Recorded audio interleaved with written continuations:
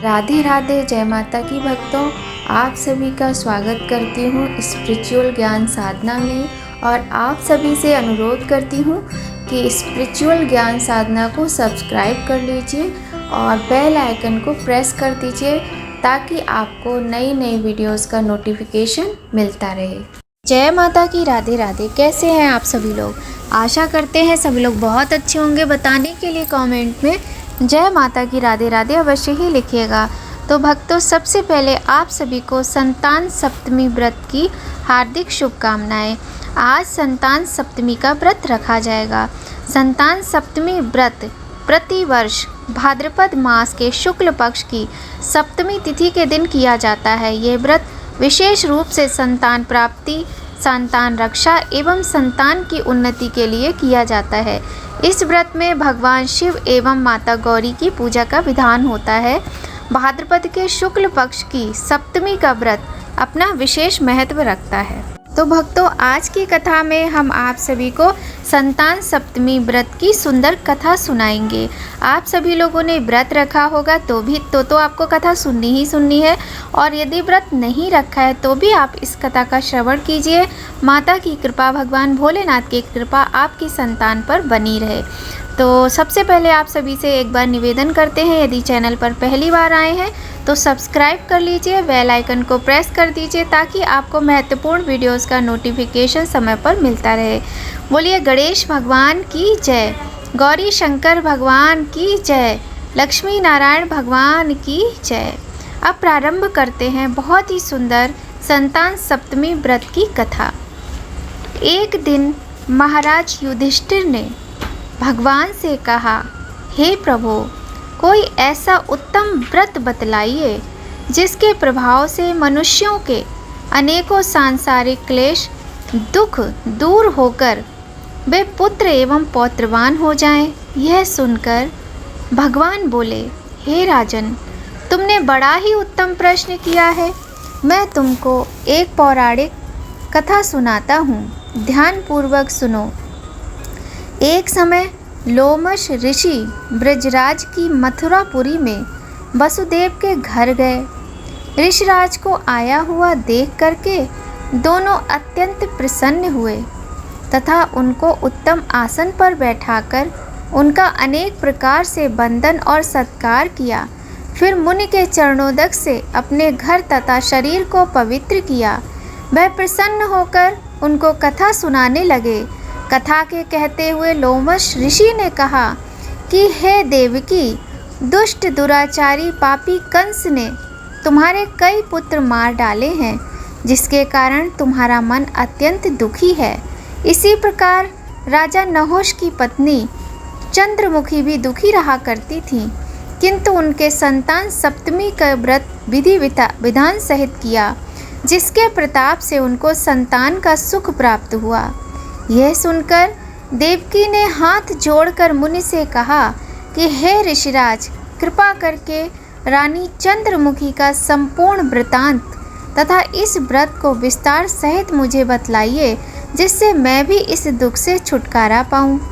लोमश ऋषि ने कहा कि देवकी, अयोध्या के राजा नहुष थे। उनकी पत्नी चंद्रमुखी अत्यंत सुंदर थीं।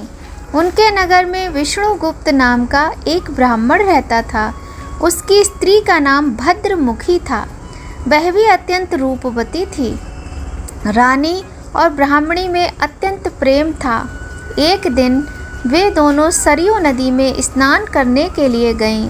वहां उन्होंने देखा कि अन्य बहुत सी स्त्रियां सरयू में स्नान करके निर्मल वस्त्र पहनकर एक मंडप में शंकर एवं पार्वती माता की मूर्ति स्थापित करके पूजा कर रही थी।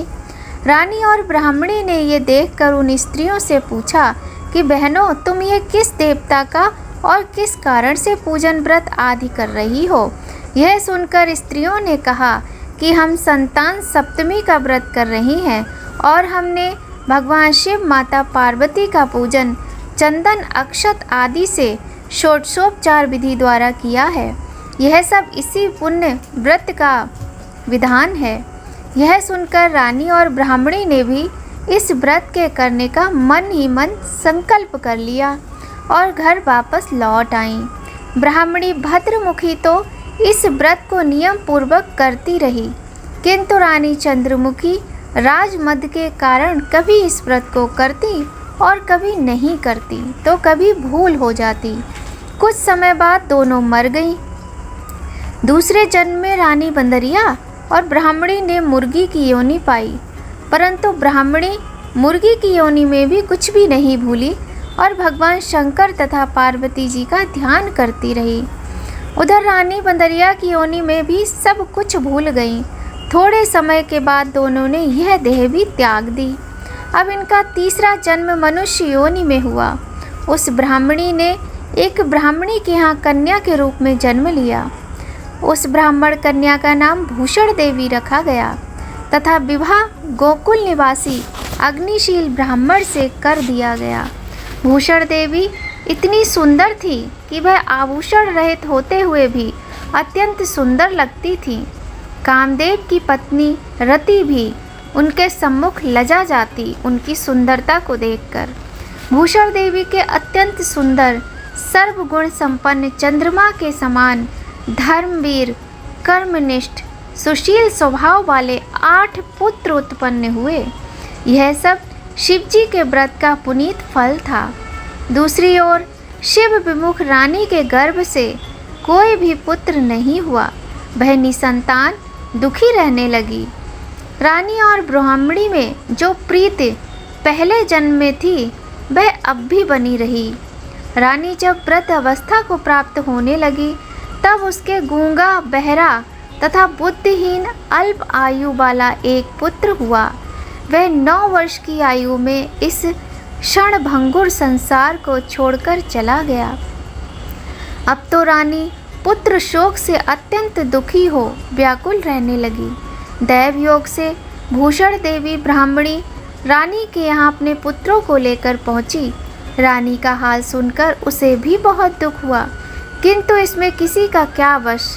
कर्म और प्रारब्ध के लिखे को स्वयं ब्रह्मा भी नहीं मिटा सकते। रानी कर्मच्युत भी थी, इसी कारण उसे दुख भोगना पड़ा। इधर रानी पंडितानी के इस वैभव और 8 पुत्रों को देखकर उससे मन में ईर्ष्या करने लगी तथा उसके मन में पाप उत्पन्न हुआ। उस ब्राह्मणी ने रानी का संताप दूर करने के निमित्त अपने 8 पुत्र रानी के पास छोड़ दिए। रानी ने पाप के वशीभूत होकर उन ब्राह्मणी पुत्रों की हत्या करने के विचार से लड्डू में विष मिलाकर उनको खिला दिया, परंतु भगवान शिव की कृपा से एक भी बालक की मृत्यु नहीं हुई। यह देखकर तो रानी अत्यंत ही आश्चर्यचकित हो गई और इस रहस्य का पता लगाने की उसने ठान ली। भगवान की पूजा से निवृत्त होकर जब भूषण देवी आई तो रानी ने उससे कहा कि मैंने तेरे पुत्रों को मारने के लिए इनको जहर मिलाकर लड्डू खिला दिया, किंतु इनमें से एक भी नहीं मरा। तूने कौन सा दान पुण्य व्रत किया है जिसके कारण तेरे पुत्र नहीं मरे और तू नित्य नए सुख भोग रही है? तेरा बड़ा सौभाग्य है। इनका भेद तू मुझसे निष्कपट होकर समझा, मैं तेरी बड़ी ऋणी रहूँगी। रानी के ऐसे दीन वचन सुनकर भूषण ब्राह्मणी कहने लगी, सुनो, तुमको 3 जन्म का हाल कहती हूँ, सो ध्यान पूर्वक सुनना। पहले जन्म में तुम राजा नहुष की पत्नी थी और तुम्हारा नाम चंद्रमुखी था, मेरा नाम भद्रमुखी था। मैं ब्राह्मणी थी और हम तुम अयोध्या में रहते थे। मेरी तुम्हारी बड़ी प्रीति थी। एक दिन हम तुम दोनों सरयू नदी में स्नान करने गईं और दूसरी स्त्रियों को संतान सप्तमी का उपवास शिवजी का पूजन अर्चन करते देखकर हमने इस उत्तम व्रत को करने की प्रतिज्ञा की थी, किंतु तुम सब भूल गईं और झूठ बोलने का दोष तुमको लगा, जिसे तुम आज भी भोग रही हो। मैंने इस व्रत को आचार विचार सहित नियम पूर्वक सदैव किया और आज भी करती हूँ।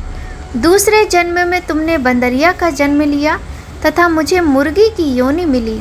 भगवान शंकर की कृपा से इस व्रत के प्रभाव तथा भगवान को इस जन्म में भी ना भूली और निरंतर उस व्रत को नियम अनुसार करती रही, तुम अपने बंदरिया के जन्म में भी भूल गई। मैं तो समझती हूँ कि तुम्हारे ऊपर ये जो भारी संकट है उसका एकमात्र यही कारण है और दूसरा इसका कोई कारण नहीं हो सकता। इसलिए मैं कहती हूँ कि आप सब भी संतान सप्तमी के व्रत को विधि सहित करिए, जिससे आपका ये संकट दूर हो जाएगा। लोमश ऋषि ने कहा, हे देवकी, भूषण ब्राह्मणी के मुख से अपने पूर्व जन्म की कथा तथा व्रत संकल्प इत्यादि सुनकर रानी को पुरानी बातें याद आ गईं और पश्चाताप करने लगी तथा भूषण ब्राह्मणी के चरणों में पड़कर क्षमा याचना करने लगी और भगवान शंकर, माता पार्वती जी की अपार महिमा के गीत गाने लगी। उस दिन से रानी ने नियम अनुसार संतान सप्तमी का व्रत किया, जिसके प्रभाव से रानी को संतान का सुख मिला। संपूर्ण सुख भोग कर रानी शिवलोक को गई। भगवान शंकर के व्रत का ऐसा प्रभाव है कि पथभ्रष्ट मनुष्य भी अपने पथ पर अग्रसर हो जाता है और अनंत ऐश्वर्य भोग कर मोक्ष पाता है। लोमश ऋषि ने फिर कहा कि देवकी, इसलिए मैं तुमसे भी कहता हूँ कि तुम भी इस व्रत को करने का संकल्प अपने मन में करो, तो तुमको भी संतान सुख मिलेगा। इतनी कथा सुनकर देवकी हाथ जोड़कर लोमश ऋषि से पूछने लगी, हे ऋषिराज, मैं इस पुनीत उपवास को अवश्य करूँगी, किंतु आप इस कल्याणकारी एवं संतान सुख देने वाले उपवास का विधान, नियम आदि विस्तार से समझाइए। यह सुनकर ऋषि बोले, हे देवकी, यह पुनीत उपवास भाद्रपद के महीने में शुक्ल पक्ष की सप्तमी के दिन किया जाता है। उस दिन ब्रह्म मुहूर्त में उठकर किसी नदी अथवा कुएं के पवित्र जल में स्नान करके निर्मल वस्त्र पहनने चाहिए। श्री शिव एवं माता जगदम्बा पार्वती जी की मूर्ति स्थापना करें। इन प्रतिमाओं के सम्मुख सोने चांदी के तारों का अथवा रेशम का एक गंडा बनावें। उस गंडे में 7 गांठें लगावें। इस गंडे को धूप दीप अष्ट गंध से पूजा करके अपने हाथ में बांधें और भगवान शंकर से अपने कामना सफल होने की प्रार्थना करें। तदनंतर 7 पुआ बनाकर भगवान को भोग लगाएं और 7 पुए यथाशक्ति सोने अथवा चांदी की अंगूठी बनवाकर इन सबको एक तांबे के पात्र में रखकर और उनका षोडशोपचार विधि से पूजन करके किसी सदाचारी धर्मनिष्ठ सुपात्र ब्राह्मण को दान दे दें। इसके पश्चात 7 पुआ स्वयं प्रसाद के रूप में ग्रहण करें। इस प्रकार इस व्रत का पारायण करना चाहिए। प्रत्येक वर्ष की शुक्ल पक्ष की सप्तमी के दिन, हे देवकी, इस व्रत को इस प्रकार नियम पूर्वक करने से समस्त पाप नष्ट हो जाते हैं और भाग्यशाली संतान उत्पन्न होती है और अंत में शिवलोक की प्राप्ति होती है। हे देवकी, मैंने तुमको संतान सप्तमी का व्रत संपूर्ण विधान विस्तार सहित वर्णन किया है, उसको अब तुम नियम पूर्वक करो, जिससे तुमको उत्तम संतान उत्पन्न होगी। इतना कहकर भगवान आनंद कंद श्री कृष्ण ने धर्म अवतार युधिष्ठिर से कहा कि लोमश ऋषि इस प्रकार हमारी माता को शिक्षा देकर चले गए। ऋषि के कथन अनुसार हमारी माता देवकी ने इस व्रत को नियम अनुसार किया, जिसके प्रभाव से हम उत्पन्न हुए। यह व्रत विशेष रूप से स्त्रियों के लिए कल्याणकारी है, परंतु पुरुषों को भी समान रूप से कल्याणदायक है। संतान सुख देने वाला, पापों का नाश करने वाला यह उत्तम व्रत है, जिसे स्वयं भी करें तथा दूसरों से भी करावें। नियम पूर्वक जो कोई इस व्रत को करता है, भगवान शंकर एवं पार्वती की सच्चे मन से आराधना करता है, निश्चय ही अमर पद प्राप्त करके अंत में शिवलोक को जाता है। बोलिए गौरी शंकर भगवान की जय, लक्ष्मी नारायण भगवान की जय। तो आज की वीडियो में हमने संतान सप्तमी व्रत की कथा सुनी। कथा यहीं पर समाप्त होती है। आपने व्रत रखा हो या ना रखा हो, इस कथा को सुनने से अत्यंत पुण्य फल की प्राप्ति होती है। तो आज की वीडियो का यहीं पर समापन करते हैं और गौरी शंकर भगवान से, लक्ष्मी नारायण भगवान से प्रार्थना करते हैं कि उनका आशीर्वाद आपकी और हमारी संतानों पर सदा बना रहे। हमारी संतानों को, आपकी संतानों को दीर्घायु, उज्जवल भविष्य प्रदान करें, सभी कष्ट हरें, दुख हरें और निसंतान जो दंपति हैं उनकी जल्द से जल्द गोद भरें। ऐसी कामना के साथ वीडियो का यहीं पर एंड करते हैं। मिलते हैं आपसे नई वीडियो में, नई कहानी में, नई जानकारी के साथ। तब तक सभी लोग स्वस्थ रहिए, प्रसन्न रहिए। जय माता की। राधे राधे।